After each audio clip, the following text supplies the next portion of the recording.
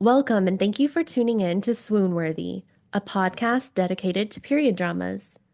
For this episode, we are going to dive into The Law According to Lidia Poët, an Italian language series that is set in Italy in the 1880s. The show started in 2023, and there are currently two seasons available to stream on Netflix. And the great news is that it's already been picked up for a third season. My co host for today is Tommy, who joined us earlier this season to cover the 1995 film A Little Princess. Thank you for coming back on the show, Tommy. Oh, grazie. Buongiorno tutti. Thanks for having me. I'm so excited to talk about this show. I really enjoyed it, and I'm excited to take a deep dive into it with you. And right here, this is why I really wanted to do this episode with you, Tommy. I'm so excited because for our listeners, just to give you a bit of background, Tommy and I met in French club in college. We've been great friends ever since. We've always bonded over French film, French music, the French culture. You speak French so well, but I knew that you've been recently studying Italian. Is that right? Yeah, you're so right. And Carly introduced me to this show and said, "There's this show on Netflix you should really check out, um, The Law According to Lydia Poet." And at first, I was like a little hesitant, but I watched the trailer and was really entranced by the scenery, the short stories of it, and let's just talk about how beautiful all that the casting is for it too. So, Yes. it was really captivating and binge worthy. I was able to watch the season in a weekend. Yes, I'm with you. It's very binge worthy. And as you said, they're short stories. That's what I love about this series is that you have your main characters, some storylines that take you from the beginning of the season to the end, but then really it's a bunch of little mini mysteries. And I don't know, that's so appealing to me. I remember when I was younger, I would always do these like 5-minute mystery books and and I love Agatha Christie, so I'm all about the little mystery stories here. Yeah, absolutely. When I was trying to think of how to explain this show to someone who hadn't seen it, I would say it's set up like a Law and Order or CSI episode, where in the first couple minutes, there's a very clear beginning. Some crime happened, and then there's a very clear middle and ending to it. It wraps up really nicely, and there's a lot of twists and turns in the middle. But they're digestible and enjoyable to watch. And that's Yeah. part of the reason why I really like this show.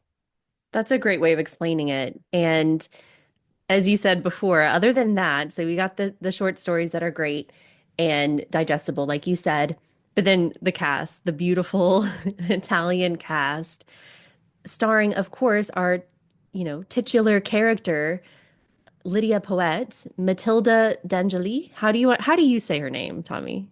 Oh, don't quote me. I am not sure. So De Angelis. I don't know. Matilda. We'll just call her Matilda. yeah, Matilda. Yeah, probably the same. And I looked her up too. She's an Italian actress and singer, actually. And I think you and I also saw some trailer for her in some modern spy show. I haven't seen that one on Amazon, I think. Right. Yeah, you're right. It's called Citadel. And I did see some advertisements for it in the US on like my TV for a Prime. Yeah, she's a spy and has a really interesting bob that's like asymmetrical. So Oh my goodness. But to me, I'll probably always think of her as this character. She just owns this role. She is Lydia, and I was fascinated to learn that Lydia Poët is based on a real person. It's a historical figure, someone who really stood up for women's rights in Italy. She went to law school and became a lawyer, but then, just like in the show, she was disbarred. And so she's trying to fight her way back into this male-dominated society. And I love it. I love the history behind it. agreed. Yeah, when you realize it's based off of true events, and you feel like a lot more invested in the characters and are really excited to see where it leads. So I Yeah. agree. Yeah. And she's so pretty. And then um I love her style, which very fitting with her character because she wears a lot of bold colors and patterns and prints. She wears she often has a nice hat that goes with the outfit. And it's Victorian style, I would say, the time period 1880s, the dress.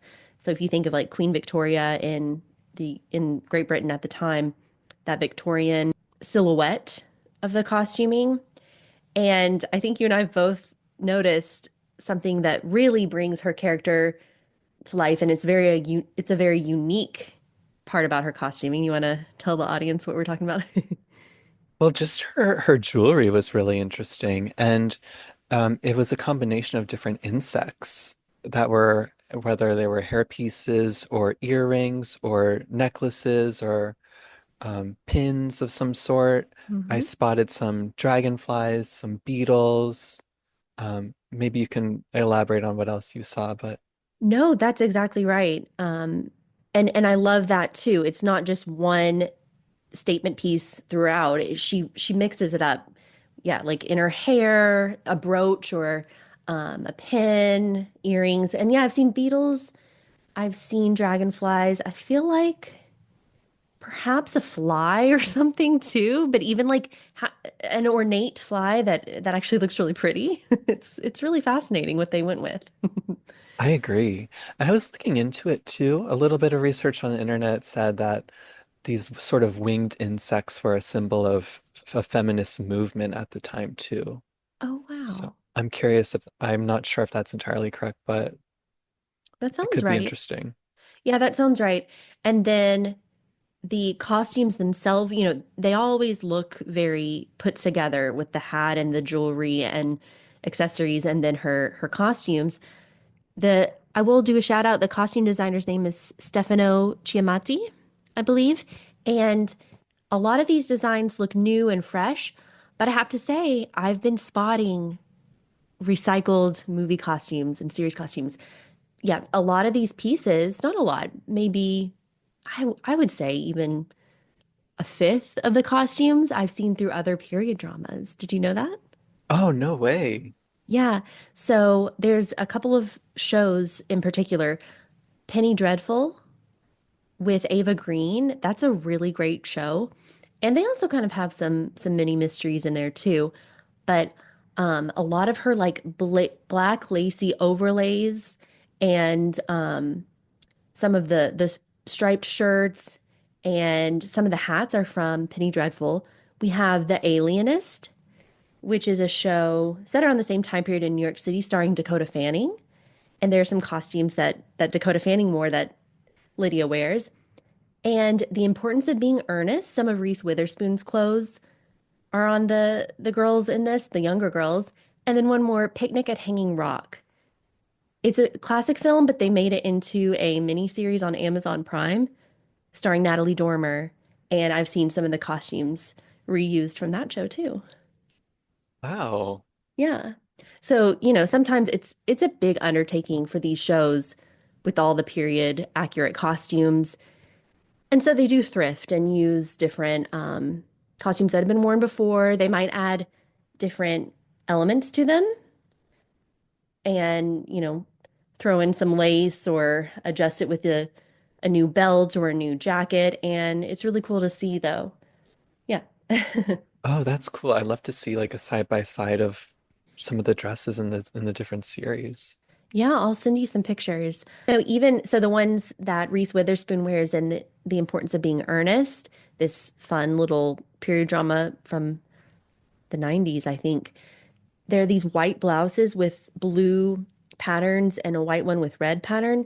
And Mariana, the niece of Lydia, wears that in the first season. And then some side characters wear it in season two, episode two. So they even reused this white blouse with blue print on two different characters in the show, different seasons. Oh, wow. Was it Yeah. on the schoolgirls? Yes, exactly. Okay. The little boarding school girls in episode Hmm. two. Yeah. So, and then one other thing about Lydia's signature look, we have her eye makeup, which is so stunning and unique. It's like a single dot of eyeliner or eye makeup on the outer corner of each of her eyes. Yeah. I tried looking it up to see if that was something that was popular at the time. I think that the show decided to just give this to her as a symbol of being very forward thinking. Yeah. I don't think it's historically accurate, but I love it. And the actress has the most stunning blue eyes that I'm sure the eye makeup really just helps accentuate them. Yeah. Her whole look just, it pops on the screen. She is so beautiful. We love Matilda. And there's some attractive men in the show too. She has a lot of love interest, but I have to say one of my favorite other characters other than Lydia is her brother in the show. Enrico, Enrico. I love how they spend so much time on the brother-sister relationship in the show. You don't always get that, and they're so funny together. they really are. They're quite the duo. They're both lawyers, and I think they both have their own strengths within law, and they learn over time to work with each other and bring out the best in each other, which is really nice to see. Exactly. And I think he might be the older of the siblings. Is that what you're getting? Yeah. And you learn a little bit of their backstory. They had a father who was a bit austere, a bit rigid.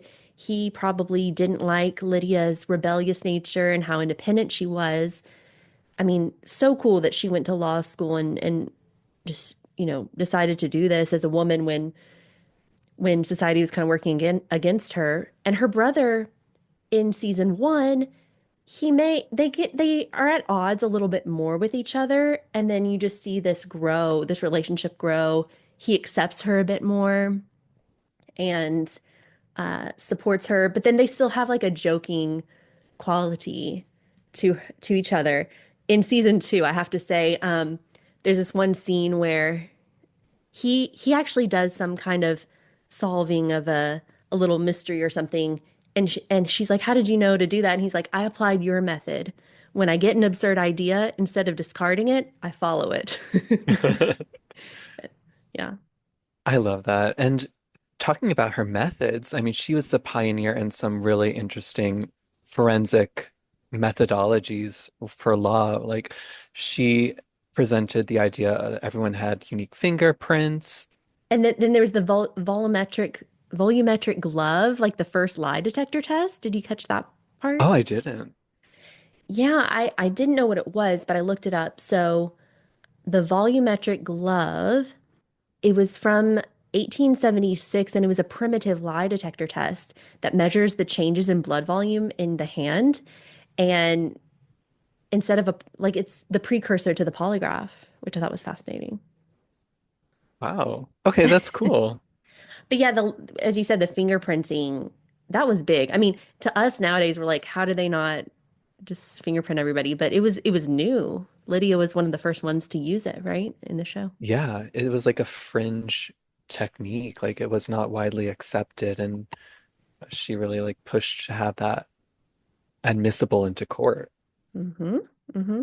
And she kind of fights for the underdog at times. So there will be someone who gets arrested, put into prison, and they end up going to her for help. Sometimes it's because I think she's cheaper to hire because she's a woman. I think they did that at the beginning, but that's not going to stop Lydia from taking the case, proving the people wrong.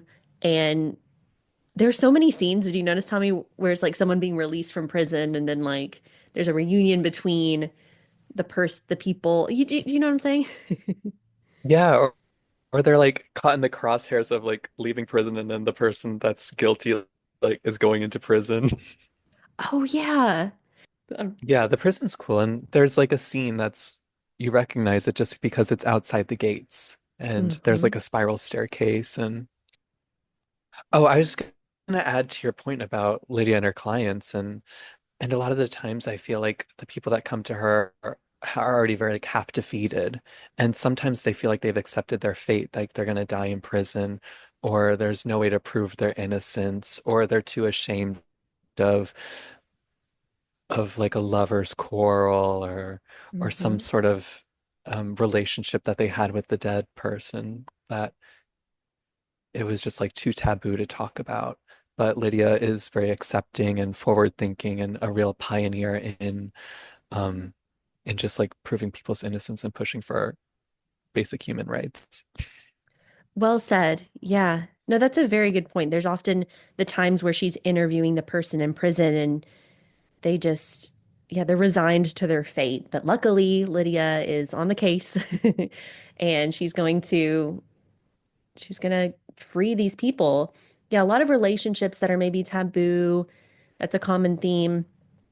Anarchy is kind of a theme. And this was kind of the political climate too. Italy, something that I've found fascinating just in researching lately is that Italy really is a young country as a unified country.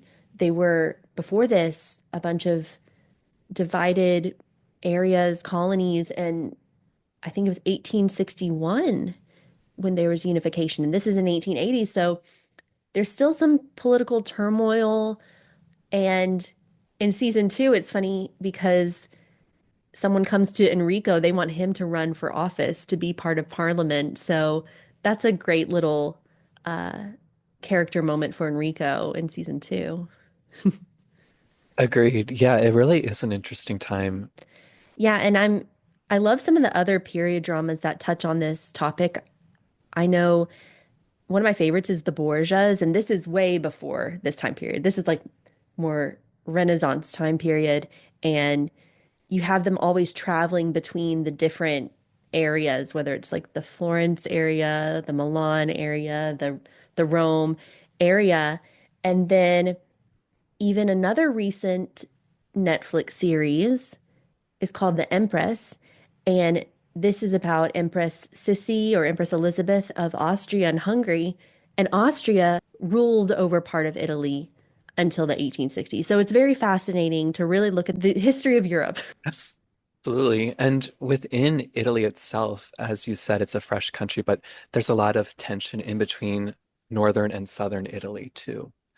Um, there, there's a historical stereotype that northern Italians and are more hardworking than southern Italians, and just with like the local economies in northern Italy, it's much more affluent than southern Italy his, from a historical context, and that's when and the movie's based in Turin, and or pardon me, the show is based in Turin, which is northern Italy near Milan.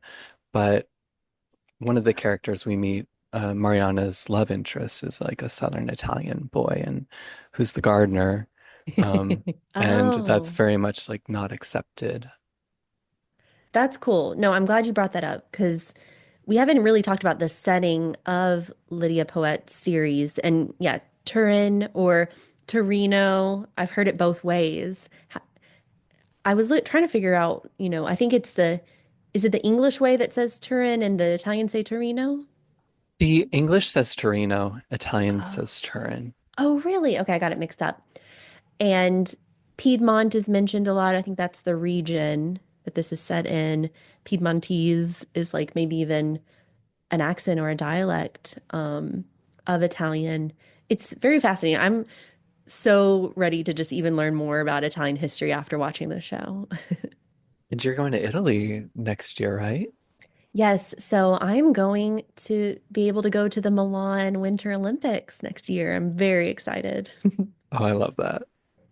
I just want to digest all of the Italian period dramas and classic film. I'm sure there are modern ones, but you know me, Tommy. I just like I like the old stuff. Um, so that's gonna be my next year is just binging all the Italian dramas. Yeah, so we've been talking a lot about the history of Italy, the political landscape, the different regions, and I think now might be the time that we talk about the love interests, Tommy, because as much as we love these mysteries that are divided up by all the episodes, there's the overarching theme of Lydia's love life. And we the very first scene that we see Lydia is quite intimate scene. She's in bed with a man. And there's been a lot of talk in recent years over gratuitous sex scenes in these period dramas. But I have to say, first off, this show is TVMA rated, so you know ahead of time what you're getting into. But also, I think this really plays into her character. She's got a place of her own at the very beginning of the series. She's independent. She's a bit of a free-spirited bohemian, right? Has this very independent lifestyle. And the fact that she's in bed with a man, not married, it just kind of tells you right from the start who Lydia is. So I almost think there was a purpose behind that, not just a frivolous love scene. What do you think? Yeah, I totally agree. When you learn further in the series some of the interactions that Lydia has with other typical females, you realize that she has been afforded a lot more opportunities for independence and is just kind of not as cookie cutter and is, as you say, more independent. So I agree. Yeah. And Andrea is that the first man that we see with Lydia. He's very bohemian at the start. He's very good looking. The two of them are very pretty together, but you can tell also they're not committed to each other exclusively. They're not exclusive. Um, Lydia doesn't want to be tied down. Even at times, Andrea is saying, maybe we should make it official, I almost feel like. And she's like, no, I'm not ready for that. And that's good too, because we get to see her making these choices, not wanting to get married like other women of the time. And then we have the introduction of another love interest in episode one of season one, Jacopo. You If wanna- this were Twilight and we had to pick Team Andrea or Team Jacopo, I'm like definitely Team Jacopo. I am too. I wasn't sure at first, but after rewatching season one a second time, definitely Team Jacopo. Their introduction is interesting. They're because okay, so Lydia, after she's disbarred and she is a little tight on funds, she ends up moving back with her brother and his wife and her niece, Mariana. And she's in the dining room or in the den or something at night, and she throws a glass of alcohol at her father's painting because I think she's mad at him or something. She always has her dad's opinions, I think, weighing on her and their relationship, which of course he's passed, but he's still very present in her life. Anyway, so she throws the alcohol at the painting, and we see Jacopo, this other attractive male Italian man, just pop up from the couch like, whoa, don't throw that at me. Which, by the way, is very Gone with the Wind. That's like straight out of the scene where Scarlet meets Red in Gone with the Wind, I have to say. Anyways, the two of them have an interesting relationship. I was confused. I was like, how do they not know each other? This is their first meeting, but their siblings are married. But I think Lydia must not have been invited to the wedding or something. What do you think? I mean, it would have made sense that they would have met before, but then I recall Jacopo was traveling with work too. He was like living in Paris for some time, so maybe he just wasn't around. Okay, so maybe he wasn't the one at the wedding and okay, that makes more sense. Yeah. But anyways, the two of them, right from the get-go, they have a chemistry, a bit of a sexual tension between them, I would say. Yeah, and it was even more fascinating because Lydia is a lawyer and Jacopo's a journalist. Hmm. And so they're both very closely entwined with these crimes, and there's limitations of what Jacopo can know and like where he can and can't be. So it's just like sort of an interesting dynamic. And then Lydia, as we learn further, may like use Jacopo to sway public sentiments towards her and the cases as well. So it definitely adds an interesting dynamic to the series. Yeah. No, that's a good point. The two of them have their careers and it often connects them and they end up at the same crime scene, like you said. And oh my gosh, yeah, sometimes she does sway his opinion and make she made him write something in the newspaper. that worked in her favor or something for to help her solve the crime. That's fascinating. They have a very playful relationship and they both have big personalities, I would say, but you can tell they just definitely are falling for each other throughout season one. And I love the bicycle scene. Same. That one was really nice. So cute. No, so I love when Andrea gifts her like a vase or something, and then she goes to the pawn shop and sells it for a bicycle. And like that's just so funny that she would do that.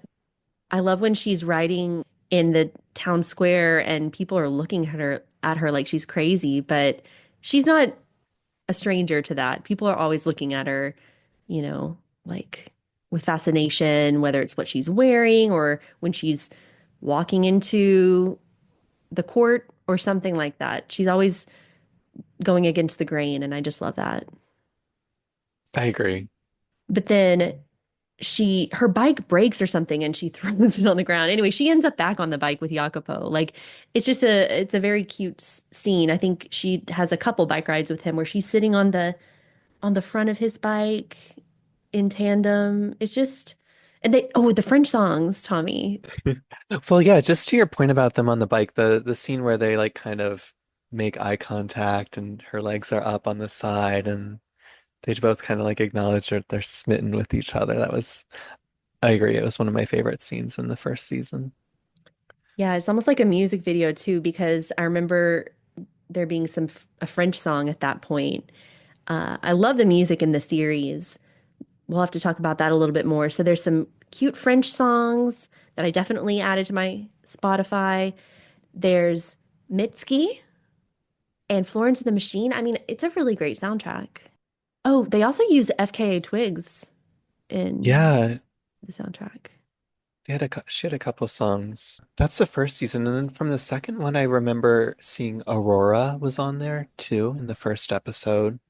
And I was like really into the music that I just searched Lydia Poet on my Spotify and someone already made soundtracks of the first and second season. So if you're like, you don't have to pay attention to each song, you can just listen to them on those playlists as well. That's good to know. I'm going to certainly look that up. I was also looking up the actress Matilda De Angelis a little bit and noticed that she was a singer. And then, this is so funny. Did you know that the brother Enrico is also a singer? Well, I did because they have a song on the playlist. The two of them have a duet. So funny. And he goes by the name, well, let's see. His name is Pier Luigi Pacino, and it looks like his singer name is just Pacino. Yes, that's what I remember. Yeah, I saw their single, Lydia. It's called Lydia. It's a duet. It's so cute. I love these two. I mean, I just think that's so funny that they're brother sister on the show. They do this song outside of the show. It's a good pairing. I've also been trying to pick up all these Italian phrases. So now I'm like sorella and fratello, brother and sister, and I don't know. It's interesting too how they would just throw in some random French words. Yeah, they definitely use French a lot. I can't even remember right now what it is. Do you remember some of them? Oh, well, they would just curse in French a lot. Oh, yeah, they do curse in French. And then in season two, they're talking about chocolat chaud a lot. And then at one point, Enrico's like, chocolat chaud pour tout le monde.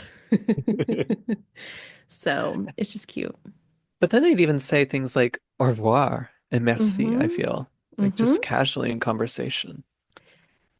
Yeah, I think French was always stylish. So I think upper class people, I noticed in like Tolstoy's books, Anna Karenina and War and Peace, they use French phrases a lot, and that's Russian setting. So I think perhaps the upper class would pride themselves on learning the French language and using it in casual conversation. That's my take on it. So, and then oftentimes people would be sent to Paris to study French and learn French. And the young women, speaking of young women, we have to talk more about Mariana, the niece, because she has a lot of storylines in season one and season two. So you mentioned the gardener, Lorenzo. They're into each other. And it's so cute because The parents are very much against it, but she's okay with this. She's okay with the two of them getting to know each other. She sometimes arranges for them to be alone together, even in her room, which is a little scandalous. So she's like the cool aunt, I would Oh, say. definitely. And but she still teaches to Mariana like the importance of being comfortable with yourself and like not pushing for marriage at a too young of an age and that there's still a lot more that Mariana needs to learn about herself before committing to a man. Yeah, no, that's a good point because in season two, she has another Mariana has another love interest, Paolo, and he's a duke, so he's who the parents would you'd think would go for. But you can tell Mariana's just a little uneasy. She likes him, she liked Lorenzo, but she really learns a lot from her aunt and decides in the end, maybe I don't have to get married right away. I can learn more about myself if I have any career aspirations, goals in life before I commit. And I think the mom eventually comes around to that too. She supports Mariana not rushing into a marriage, which I think is really nice. Yeah. But one of the quotes from season one, so the wife's name is Teresa. Teresa hadn't really talked about her too much. In the beginning, especially, she's very much against Lydia being so outspoken and independent. And one of the quotes I wrote down, if God had wanted you to be a lawyer, he wouldn't have made you a woman. She said that. But I think she comes around to it a bit in the end. Sometimes she and Lydia see eye to eye. They both want Enrico to run for parliament together, and they support him that way. And I think there's some growth for all of the characters in the series. I definitely agree. Teresa was so focused on making Mariana presentable and ready at the next ball and making a good impression for her potential suitor. But I did see a lot of development through her among the two seasons, so that was Mhm. nice to see. Yeah, she and Enrico, they're cute together as husband and wife. Um, I am curious, so I know we're jumping around for our listeners. We're jumping back from season one, season two a bit, but hopefully you're following along. But in season two, there's the introduction of a senator's wife, and her name is Anna, and she's very pretty. And I noticed, I looked her up because I was thinking this actress looks familiar. Valentina Cervi, and she played Bertha Mason in Jane Eyre 2011. So if you're a Jane Eyre fan, you might recognize that actress. But yeah, so Anna Crevero is the senator's wife. Do you think there's something between her and Enrico? Okay, I really thought that they were respectful colleagues, but then there was a scene on the couch where they were holding hands, and I was like, okay, they're holding hands for like a few more seconds than a normal like relationship would. That was like business casual, whatever. But Yeah, and I'm very surprised at Enrico because he usually has strong morals and is very traditional. And I see them as having a loving relationship between Teresa and him. So I was very surprised with that scene, like you mentioned. We'll see. So we do get a season three of Lydia Poët. Gotten, it's already promised for season three. So I feel like there might be something there that they're going to explore, maybe cause some conflict. You always want the conflict in these dramas. We'll see what happens with Mariana, if she's going to end up finding a career path or perhaps getting back with Lorenzo. Do you think Lorenzo's end game for Mariana, the gardener? well, Lorenzo's found a way to make it into the second season based on some events that happened in the first season. We thought he may not return, but he found a way back into um, the poet's inner circle. So it should be interesting to see where that stands in Yeah, the next season. exactly. And then along those lines, the love interest of Lydia, of course, she's always going to put herself first. She's never going to commit to a marriage, I think, that would tie her down. So we have Andrea in season one. and Jacopo. And there's a bit of a love triangle there, as you said, like Twilight, reminiscent of Twilight. And then in season two, she gets another guy coming after her. This is the prosecutor, Fourneau. I think that's his last name, but we'll just call him Fourneau unless you caught his first name. And what did you think about him? At first, I didn't really like him because I'm so team Jacopo, and I Hmm. really just want them to work out. Um, but he grew on me, and he has such an interesting hairstyle His too. hair, it's like, I don't know, coiffed a bit and a bit maybe even stereotypical Italian, like t- I don't know. It's I have interesting. never seen anything like it. What is it? It's side parted. It's parted at the side and then like flipped up a little bit. It's very interesting. It's kind of like human werewolf, like if we're still going with the Twilight theme. Okay, okay. Yeah, so I'm with you. I didn't like him at first, or I thought he was suspicious at first. Then we realized it's because he has like a sickness or something, perhaps, some health problems. But they're kind of cute together. Again, I'd say I'm Team Jacopo too. They're kind of cute together. They go on, oh, she stands him up for a date at one point, and she makes it up to him in his office. And she And makes the first move too, oh right? yeah. Like it's just a symbol to her confidence and just going against the grain, like you say. Like she is very set in her intentions, and I like that part. Yeah. No, I think that the sex scenes that they have are purposeful. She'll make the first move. You see she's in control of her own destiny. I mean, there's a purpose to it. Also, I have to say, there's a lot of neck grabbing in these love scenes. Have you noticed that? I did notice she was getting choked on the desk. Yeah. But it wasn't just Fourneau. Also, Jacopo grabs her neck. Like, what is up with this Italian love scene making? Maybe there's a reason behind that, or it's just a preference. But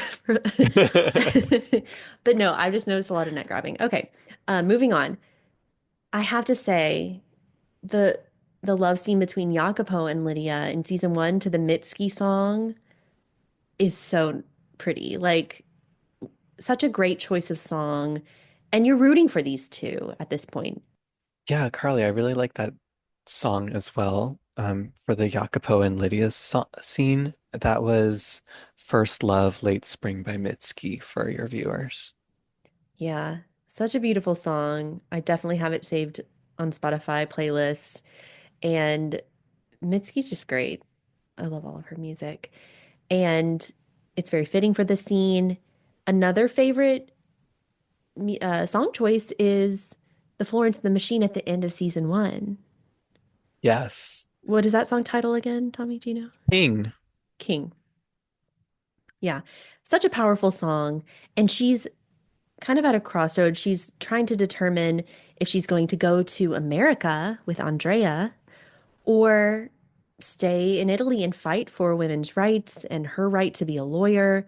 And the song, if you listen to the lyrics, it's just so Lydia Poët. Oh, it really was. And then just the force that is Florence and the Machine and Mm. the timing with the scenes, it was very powerful and it was a tearjerker. I'll admit I cried at the end. Yeah. No, yeah, because you see she's getting support from other women and even her family at this scene at the end. I think her family's there as well.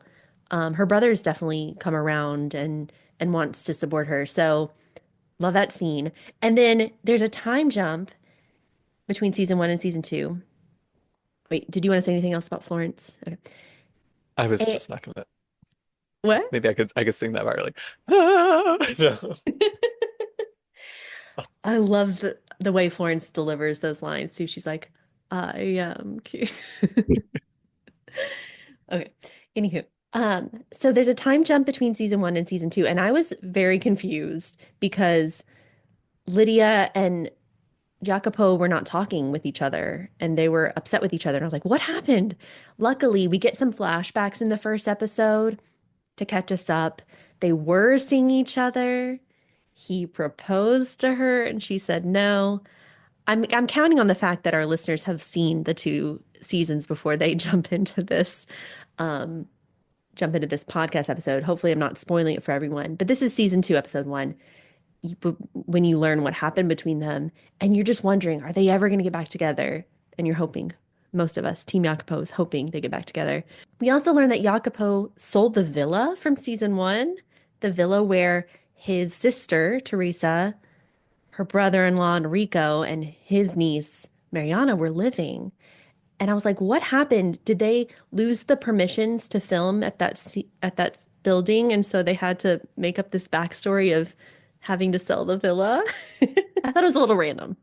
It was. I didn't really follow like where the finances were flowing and whether or not Enrico got any money, because I definitely know, unfortunately, the women didn't have any management of the finances. Yeah. Yeah. So maybe that was owned by Jacopo, and so he had the right to sell it. I was just confused. And then he wanted to sell it because he wants to open his own newspaper business. So he wanted the funds for that. But they do throw it in that he was going to reserve half of the funds for Mariana, his niece, which I thought was sweet. So, okay, we'll see. We'll see where this goes. We've been talking a lot about the timeline of Jacopo and Lydia's relationship, the other characters, but I think it sounds like, Tommy, you and I are aligned that we're Team Jacopo. I would definitely agree. Would you say, like, between the interaction between two characters, that Lydia and Jacopo are your favorites, or are there any other, maybe even ancillary characters that you just enjoyed the scenes for? That's a very good question. I love Enrico. I love the brother sister camaraderie. They're fighting against each other. So he's definitely one of my favorites. And I also love his costuming. He wears some really pretty robes. They're like blue and purple, almost like the colors swirled together. I don't know. His robes are, I want them. She also wears some pretty like robes and kimonos, I think, too. Lydia does. Other than that, Mariana's sweet. I think there's room for her to really follow in her aunt's footsteps. And other characters, I'm drawing a blank. What about you?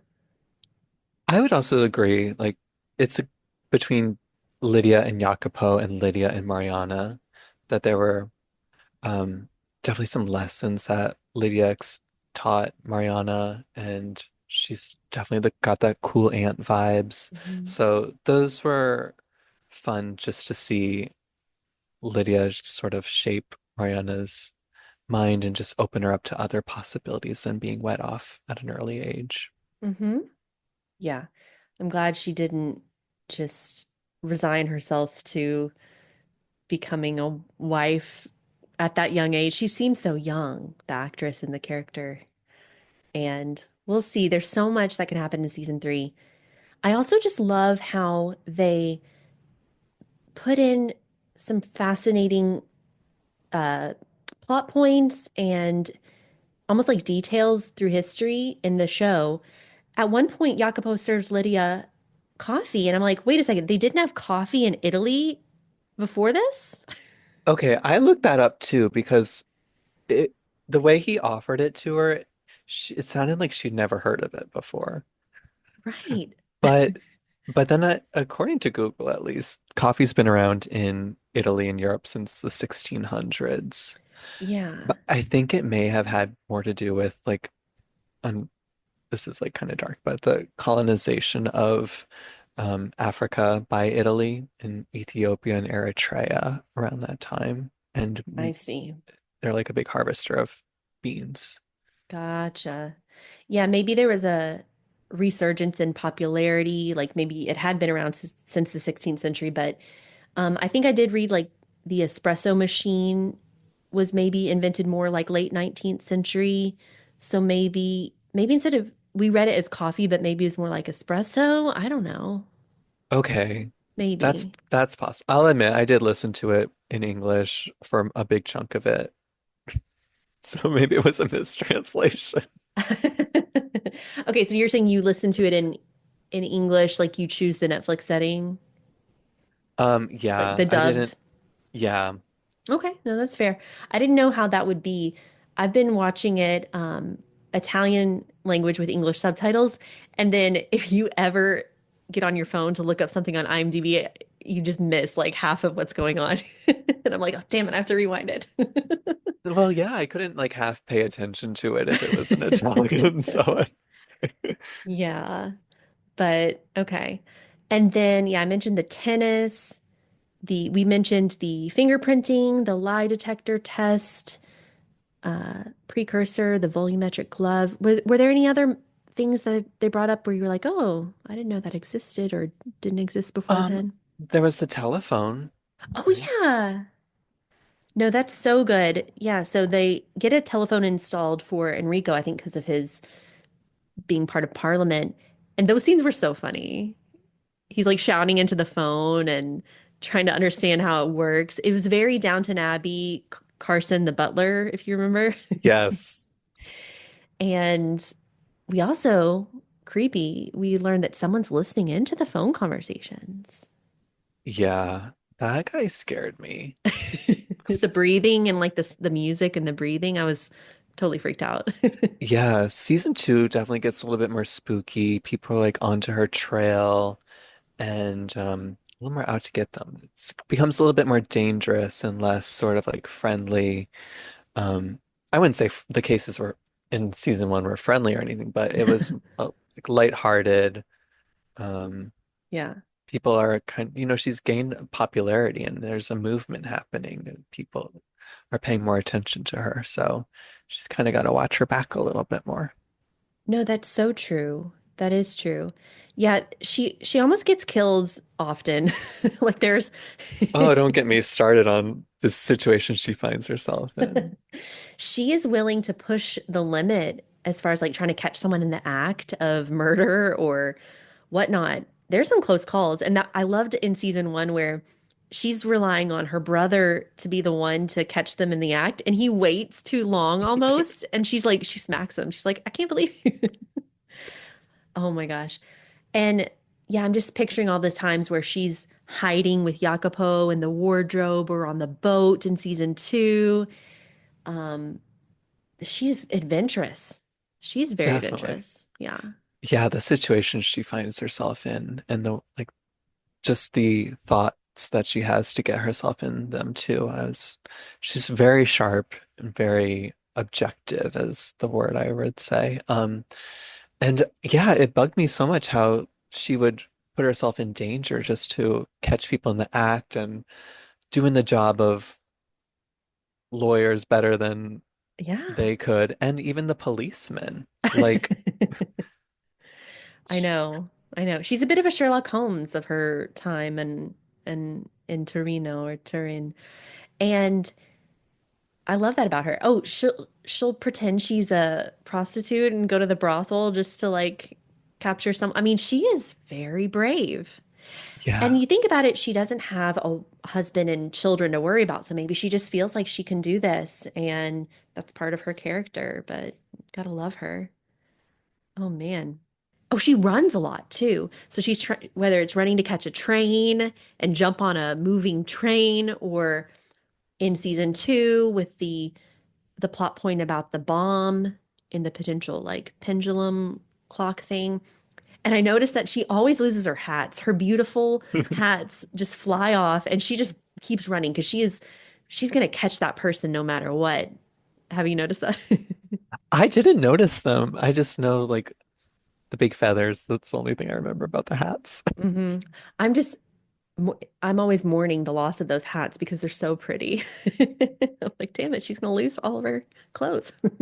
But I did get really stressed out when she jumped into the river in her dress, because Yeah. from what I know about how much those dresses weigh, and just long story short, those big dresses and large bodies of water don't mix well. You're so right. Yeah. Ugh, I love her costumes. Sometimes she's wearing a bright purple outfit, which is very bold. some reds. In season two, episode one, I love it's a red and black. It's almost like a zebra print, zebra stripes, but it's red and black. I love that costume. She wears some teal blues, some royal blues. When she goes to a ball in season two, or her niece's fiance's family's party, she's wearing that bright royal blue. It's got some puff sleeves, a choker necklace. And in that one, she's so funny because she goes and tries to get some information out of like the regimental soldiers, and she's trying to get them drunk. She can hold her liquor, Lydia. She's a whiskey girl, isn't she? Mm-hmm. Mm-hmm. But that's another cool character thing about her is that she can hold her liquor. She'll go into a bar by herself and everyone's like, that's a big no-no. She goes into an opium den at one point. I mean, there's she's going to experience everything in life. Like you know that about Lydia, which is so cool. Especially when we see some of these period dramas where they're it could be considered a bit stuffy, um, not as forward thinking. So this is a great show for audiences now that it still has period accuracy, it still has historical context, but you can get behind her. She's a feminist, she's a modern woman. I totally agree. Wait, Tommy, do you have any favorite episodes of the first two seasons? Oh, that's a tough one. Well, actually, yeah, I did really like the first episode. There was a crime at a ballet, and um, it kind of gave Phantom of the Opera vibes too, which is one of our favorite Yeah, movies. it is. It's one of our favorite movies. We covered it last season together with my sister Kayla. That was a good episode, or at least I thought so. Yeah, I love anything that's like behind the scenes of a show or a ballet, like the curtains, the interworkings between behind the show. Like, but yeah, no, I agree with you. So season one, I think that was a strong episode and a strong mystery to go with for season one, episode one. I agree with you. And I also really like the episode that happened at the factory where there may have been a touch, like an introduction of a gay relationship and Hmm. Lydia expressing some like taboo conventions that were happening in modern society at the time that people hadn't necessarily considered. So it was just a testament to her being a forward thinker and non-conventional Hmm. person at the time. Yeah. And I remember very vividly the scene where she's kind of expressing to Enrico that that might have been part of the motive behind the mystery. And he's confused. He's like, he can't even go there with his thoughts yet. But, you know, I think now, if you flash forward to season two, if she were to explain that relationship to him, he would be a little more accepting. Like he's probably learning from her. And no, it's a good point. How about you, Carly? Did you have a favorite episode? Yes. So I always love a good masquerade scene or a masquerade ball. So I think it's episode five of season one where they get to wear those beautiful Italian Venetian masks. Hers is very pretty with blue and gold. They also have some seance scenes in that episode, and I'm all about the supernatural.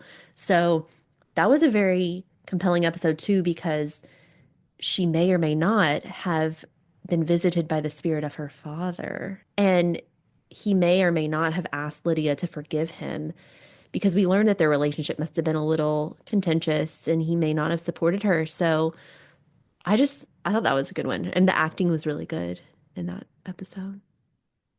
I like that one too. It definitely stood out to me and is one that I remember as well. Hmm.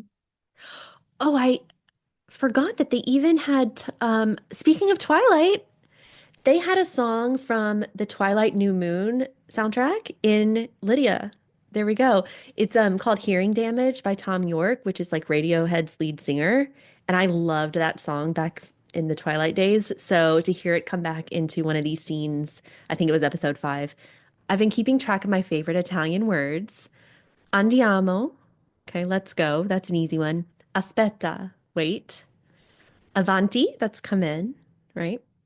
I mentioned earlier, like sister, sorella. I think that's so pretty.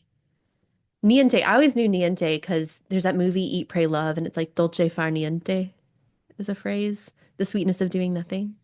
Oh, that's good. Isn't that cute? Certo, pronto, prego. They're all, I just, everything they say is just beautiful.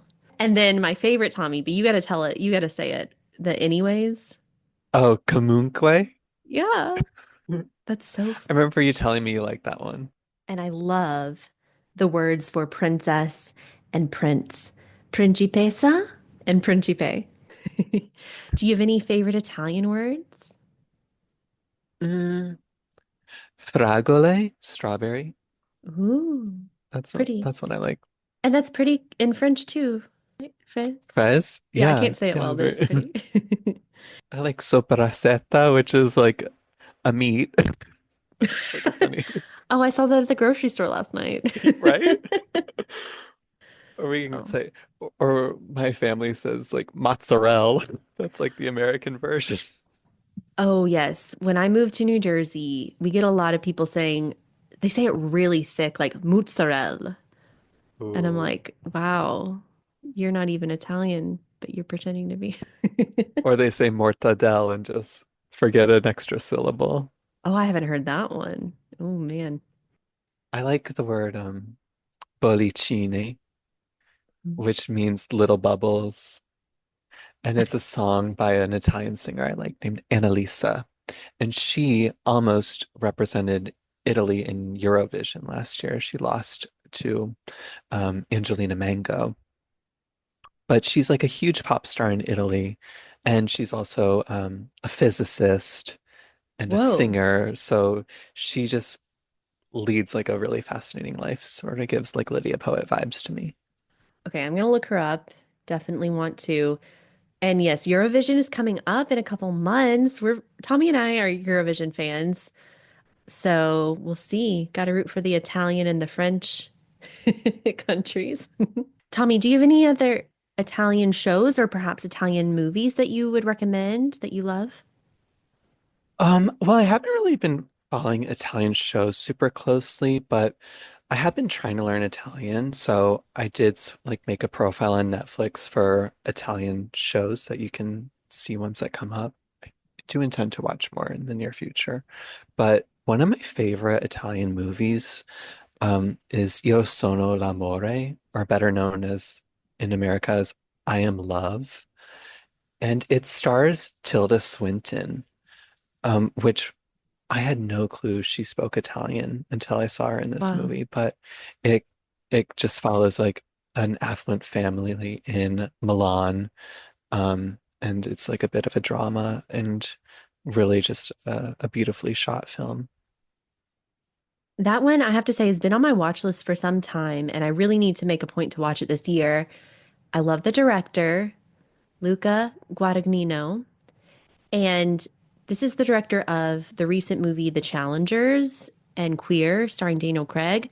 But then Call Me by Your Name is so beautiful, and that's the one with Timothy Chalamet and set in Italy as well. So I have to watch that movie, and then maybe you and I can talk about it, Tommy. I'm excited. Oh, cool. And it's shot in a beautiful villa, very similar to Lydia, where you get to really appreciate the architecture in like Milan and Turin and northern Italy in general. How about you, Carly? So there is a classic film from 1963 called The Leopard or Il Gattopardo. And this, for period drama fans, is like the movie. There's a 40-minute ball scene where it's just panning across the beautiful dresses and the ballroom. And it's very much like in real time. It's just wonderful. So that's a classic for people who love classic period dramas. And Netflix just released a new series. They remade it into a series. So it's called The Leopard or Il Gattopardo. And the series has some drama around it though. So I was reading an article on Italian Vogue where it's set in Sicily, this show, but they didn't get Sicilian actors. They got Italian actors, but not from Sicily. And they got actors who didn't even really try to do the Sicilian accent. And Italian people are not okay with this, apparently. Ooh. Yeah. So it's causing a bit of drama. They also don't think the acting is as good as the classic film from 1963. But I have to say, not being a native Italian speaker, I did enjoy the series. It's brand new, like it came out this month, and I binged it. Some of the costumes are beautiful. One of the actresses is Deva Cassell. So it's the daughter of Monica Bellucci and Vincent Cassell. I don't know if you know them. She's beautiful. All the actors are so pretty. And as I said, set in Sicily about the Italian unification or Risorgimento from 1860. We were talking about that. But the original film of Il Gattopardo stars French actor Alain Delon and Italian actress Claudia Cardinale and beautiful people. You got to look up Claudia Cardinale. She is so pretty, so stunning. I have to say, Italian women, especially like classic actresses, they just take my breath away. So Sophia Loren, Claudia Cardinale, Monica Bellucci, Gina Lollobrigida, Monica Vitti, and of course, one of my favorites, Isabella Rossellini. Like something about Italian women, I think they're just the most beautiful bombshell women. Fangirling over here over all these actresses from Italy. Do you have any favorite Italian actors or models or singers? I haven't really followed any actors or actresses or models closely from Italy, but I have a recent appreciation for Italian music. And as I mentioned earlier, I really like Annalisa. She's my little Italian diva. But I also like some um, older music from Italy, like Moda. He is a popular male singer. Um, and then there's like I'm leaning into Italian rap too. Really? Yeah, it's been interesting. It's quite niche. And if you've ever heard of the genre Italo disco, Yes. Actually, I was just thinking that as you were saying it, because I think we've talked about this before. So, like, Italian disco, we in America kind of got out of the disco phase and they were a few years behind, but some really great disco fun music came from that time period, right? What are those songs? What is that song that I love? It's like I like Chopin. Do you know that one? no. That's a good one. And then, oh, the song is called Tarzan Boy by Baltimora. That's a good one. Sorry, I like It's totally just got excited when you said Italian disco and took over your conversation. no, you're fine. It's definitely an interesting time in music and something that we can still appreciate today. Yeah. And then there's another one called Dolce Vita. Wait, I'm gonna share it. We're dancing like in a Dolce Vita with lights and music on. Our love is made in the Dolce Vita. Nobody else than you. It's ours night together with our love. And not a cell phone in sight. What a time. There you go. All right. Did it stop sharing or La Dolce Vita? All right. Anywho, that was I like totally forgot about that. And then when you brought it up, I got really excited. Didn't you used to like some Italian model though? I know you did. Some girl with the pretty eyes. Well, she's American, just had an Italian name. Oh, Emily DiDonato. yeah. She was the Acqua di Gioia girl. I remember that from our college days. Yeah, my little crush. Hmm. Man, we used to just listen to a lot of French music back in college. I'm thinking of our Brigitte Bardot, Moi Je Joue. We've had so many good times. And I feel like French was our main, French culture, French music, French movies. But now I'm I'm liking the way we're connecting on this Italian level, Tommy. Yeah, I mean, last time we hung out, we had a nice Italian lunch too. Oh, yes. Cafe, cafe, cafe Giotto. Yep. And then loved the pizza in DC. Yes. Oh my gosh, we had the best pizzas and um aperitifs. Mm-hmm. We had some spritzes, so I can definitely lean into that. Mm-hmm. Well, maybe I'll just ask you, Tommy. So Lorenzo is kind of paid off by Mariana's mother to leave her because they were going to elope, Mariana and Lorenzo. They were head over heels in love. Nothing else mattered. They had a cute little apartment with a tiny view. And Mariana's mother, Teresa, she goes behind everyone's back and pays off Lorenzo to leave her daughter alone. He takes the money because I think she really guilted him into feeling like he couldn't provide for Mariana. But what do you think? Do you think that he should have done that? But did he have any choice in the matter, really? I feel like it was very much like mind games from the mother. And the mother told Mariana like if he really loved you, he wouldn't have accepted it. And also told Lorenzo that Mariana would love him for a little while, but then grow out of it when she didn't have a view of the sea from his attic. And Yeah. um I feel like the mom really painted this picture that Marina was comfortable with where she was and didn't want to adjust her lifestyle. So it's hard to tell like whether or not it was adolescent love or whether or not people could have changed. And Yeah. so Yeah. Maybe it was another first love, like mirroring some of Lydia's moments with Andrea or with Jacopo, really. But I do like how they brought his character back. He's really adorable, and maybe they will both grow into their own people and still come together in the end. We'll see. But yeah, the mother was a bit manipulative there. And the maid, Albertina, was playing along. She's so funny. I really noticed her more in season two. And then when I went back and rewatched season one, I was like, wow, Albertina's been there the whole time. She's kind of got some comic relief. At one point, she thinks Jacopo's an intruder and like hits him with a candlestick.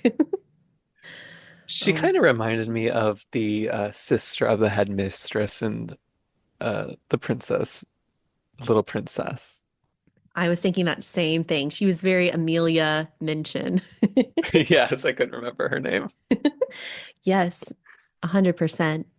So let's talk about where we left off with Lydia because we do get a season three. So excited. But at the end of season two, we learn, of course, that Enrico won the vote, elected to parliament. Jacopo is planning to leave Torino for Rome to start his newspaper business. In that last episode, he's wearing this great, like, burnt orange velvet jacket. I really loved his costuming in that. He had a woven straw hat. Sometimes in these period dramas, we get these little Victorian sunglasses, which I think are great. You know what I'm talking about? Yeah, and sometimes they have the lenses on the side too. They kind of look a Yeah. little bit like cataract glasses, but I guess they were stylish at the time. Oh, très chic for the time. And then some great cravats. He had like this green and purple paisley cravat. So I really loved his outfit in the last episode. And and Lydia's wearing this off-white and black striped number that I'm pretty sure was from Dakota Fanning in The Alienist, but she looked beautiful. And they they end up solving another mystery together. And it was kind of the overarching mystery of season two. And they saved the life of the prime minister of Italy and Lydia's family. But he's about to leave her. He's about to, start a new life in Rome. And Lydia, we still don't know where she's going. Is she going to go? Is she going to stay with this new love interest for No, the prosecutor? Or is she going to try and win back Jacopo? They've been kind of at odds throughout the season. But there's always been that. They've always kind of crept back into each other's life, right? Anywho, final scene, she sees a bicycling couple in the park. And I think for her, that was like a sign, like, I don't want Jacopo to leave. And she runs to catch him on the train. She's kind of confessing her love, like, when we're not together, I miss you. But when I'm with you, I feel inadequate. So she's kind of dealing with her own demons, I think. But he he's like, "No, you should get off the train. I need to continue my life without you." And she starts to walk away, but then she comes back for one final passionate kiss. And that's really where they leave us. Wow, what a cliffhanger. What a cliffhanger. It's like they're meant to be, but they've got their own lives to live at some point. And they could really go in so many different directions for season three. I'm sure we'll get some of the same characters, and who knows, maybe there will be yet another man in Lydia's life. I mean, she's beautiful. She's going to attract, countless men. And I'm really curious where we'll see Lydia end up with her career too. So we know that Lydia, the real Lydia Poët, in 1920, she was finally reinstated on the roll of lawyers. So she had been disbarred, she had fought for herself, and she finally got back into it in her 70s. So that's cool. And then we also, Tommy, you and I looked it up that women got the right to vote in Italy in the 1940s. And Lydia was still alive at that time. So she probably got to see some great progress in women's rights and the ability for women to choose career paths. And there's so much they can do with season three. I'm really curious to see where it goes. I'm totally there with you. Like, I thought season two might have opened in New York. That's true. We had no idea. Maybe they'll No. be in Rome in season, but I guess they have to keep some historical accuracies, but Hmm. it'll be interesting to see. I agree. I really hope Jacopo's cast, otherwise I might riot. Oh, he'll be back. He can't stay away from Lydia. He loves her. He proposed to her. Wow. Andrea, he kind of surprised me because he ended up getting married, even though he was pretty bohemian. He found some Italian American girl who killed someone on her wedding day. Again, hopefully you've already seen the show. All right, everyone, we have covered seasons one and two of The Law According to Lydia Poët, an Italian period drama that is so fun to watch. We've talked about the bold costume choices for our characters. We've talked about some interesting plot points and storylines, and the fact that this is such a cool international series, period drama series that came to us from Netflix and has a bunch of mini mysteries built in. Thank you, Tommy, for joining us for this episode. I appreciate it. Oh, grazie. I mean, merci. I don't know what to say. Grazie mille. Merci beaucoup. Yeah. Oh It my was so gosh. fun. I really love this show and I'm excited and happy that we had the chance to talk about it together. Yeah, it was really fun to just dive into all the details with you, Tommy. So thank you. And I'm curious which period drama we'll cover next time you're on the show. And thank you all for tuning in to this episode of season four, Swoon Worthy. Our season finale is next week, so we invite you all to listen to that. Catch you next time.